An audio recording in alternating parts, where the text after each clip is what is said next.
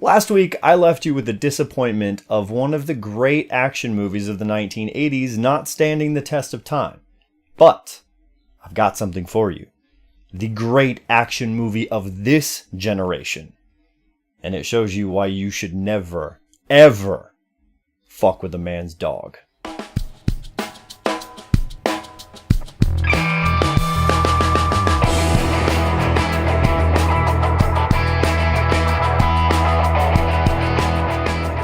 Hey everybody, welcome back to TLTV.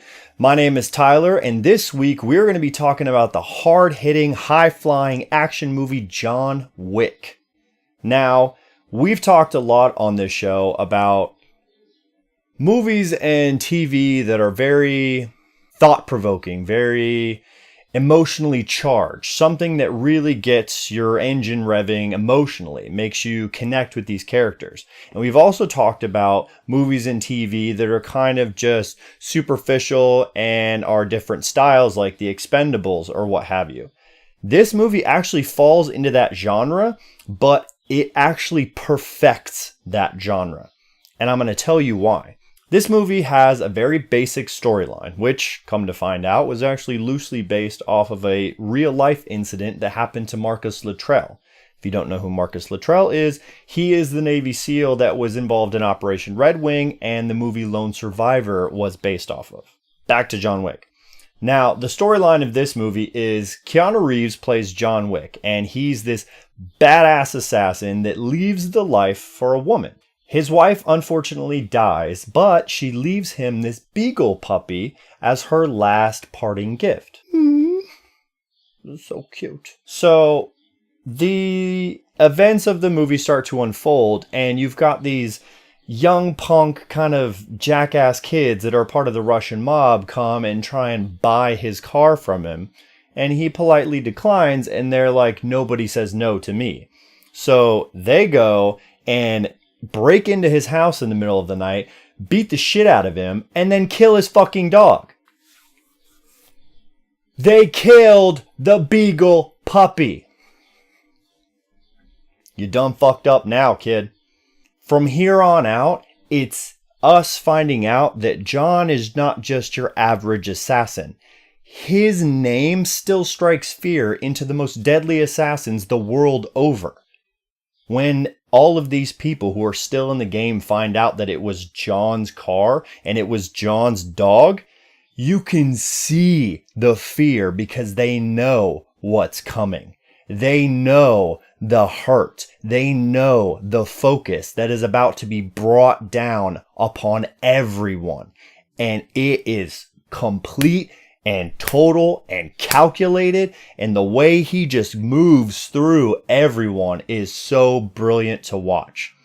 The fight scenes in this movie are incredible, and there's a reason why.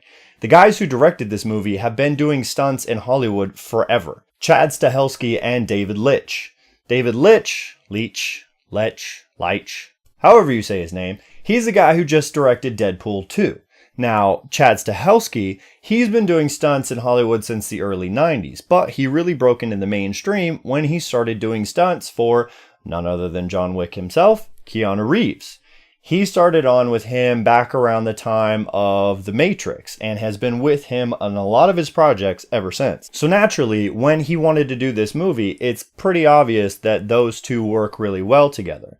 Now, Chad didn't do any of the stunts for him, but though him and David are still very stunt-minded, so the fight scenes in this movie are incredible. They brought in Gun Fu, which is a mixture of Japanese Jiu-Jitsu, Brazilian Jiu-Jitsu, tactical three-gun, and standing judo. The way you see John switch from style to style, moving from place to place, just taking out one target after another, is incredible to watch. He trained his ass off for 8 hours a day for 4 months in preparation for each of these movies because they keep doing them because they're fucking amazing. The guy is a machine.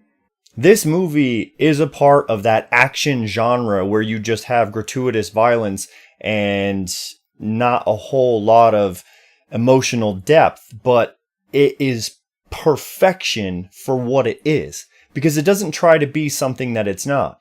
It doesn't focus on the relationship between him and his wife. It doesn't focus too much on the death of the dog. It gives you just enough to understand his motives. And then you get these pieces of who he was before this incident, before the movie happened, to realize how much of a badass he is. And then you see it come back out. You see him go back into this life and you see it come alive before you. And like I said, the action, the stunts, everything was so incredible. They made sure that all of the bullets that were being fired were being accounted for. They didn't have, 25 rounds go off out of a pistol with a normal mag. They were very conscientious about every detail in this movie, and it paid off tremendously. The only thing that I could want more from this movie is another movie, which is fantastic because they gave us another one. So once you've watched John Wick 1, go ahead and watch John Wick 2 because it only gets even better and even more awesome. Now, once you finish those two, don't worry, you don't have to wait long because John Wick 3 comes out in theaters in 2019. That's it for this week. If you've seen the John Wick movies, let me know what you think. Or, after you've watched them, come on back and let me know what you thought. As always, don't forget to hit that like button up in the corner if you're watching this on Facebook, or hit that subscribe button and click that little bell if you're watching on YouTube so you can stay up to date on all future episodes. You can also follow me on social media at Tyler J. Lamar and on the Stardust app at TLTV for my raw reactions to what I'm watching right now. Thanks for watching. See you next week.